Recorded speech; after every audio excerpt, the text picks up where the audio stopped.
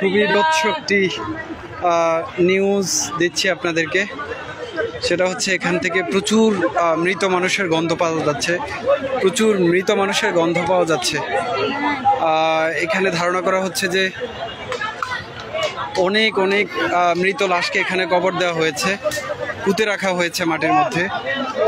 এখন প্রচুর গন্ধ আসছে এখান থেকে, মানুষ ঘুরে ঘুরে দেখছে কোথায় কি আছে। প্রচুর এখানে গণকবর দেওয়ার শঙ্কা করা হচ্ছে, প্রচুর প্রচুর অনেক গন্ধ বেরোচ্ছে এখান থেকে। এই জায়গাটি হচ্ছে গণভবনের ভেতরের সামনের সাইড। অনেক মানুষকে এখানে পুঁতে রাখার আলামত পাওয়া যাচ্ছে, আমি আপনাদেরকে একটু দেখাচ্ছি।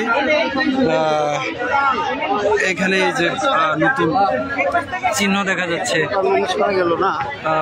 চিহ্ন দেখা যাচ্ছে যে এখানে গণকবরের চিহ্ন পাওয়া যাচ্ছে গণভবনের ভেতরে। প্রচুর মরা লাশের গন্ধ বেরোচ্ছে এখান থেকে। এখানে উৎসুক মানুষ দেখতে পাচ্ছে।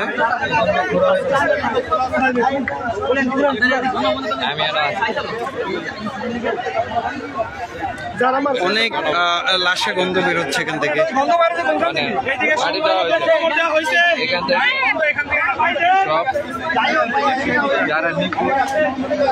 এখানে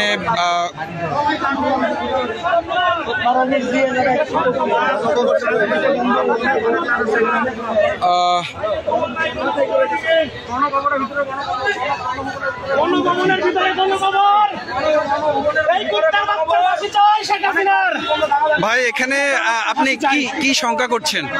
ভাই এখানে 1000 উপরে মানুষের গণকবর দেওয়া হয়েছে ভাই গণভবনে। জি, 1000-এর উপরে গণকবর দেওয়া হয়েছে।